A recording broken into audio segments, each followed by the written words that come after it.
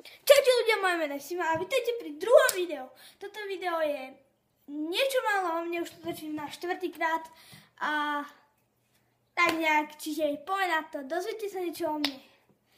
A mimochodom je Silvester, točím to v sobotu na Silvestra a dneska to aj vydávam, veď, tak dúfam, že sa vám to bude páčiť.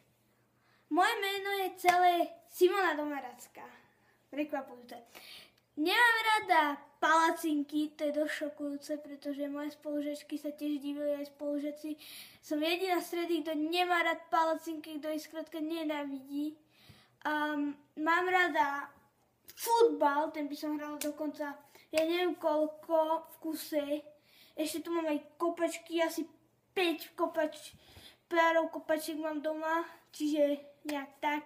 Dosť ma to baví, raz som ho hrala 5 hodín v kuse, bolo to mega. Na druhý deň som mala mega svalový sval, ale stálo to za to. Najsviatok môj je Vianoce. Vianoce, pretože je to taká vianočná atmosféra.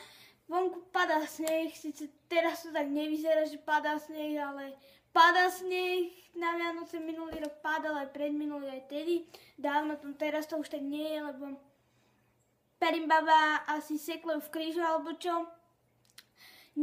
Najpredmet v škole je telesná. Tu by som mala v jednom kuse telesnú.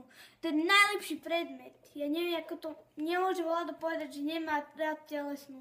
Moje spolužečky niektoré to hovoria, ale to nevadí. Ďalšia vec je, no už aj posledná vec je najhorší predmet v škole. Angličtina, Ježišmaria, to nenávidím.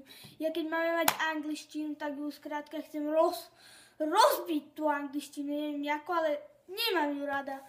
Mám ju 3-krát v týždni, 2-krát po sebe, 2 dní po sebe, čiže nie je to 100-krát najlepšie a ešte ja aj teším sa, keď nemáme učiteľku, pretože potom sa tak neučíme a je to mega.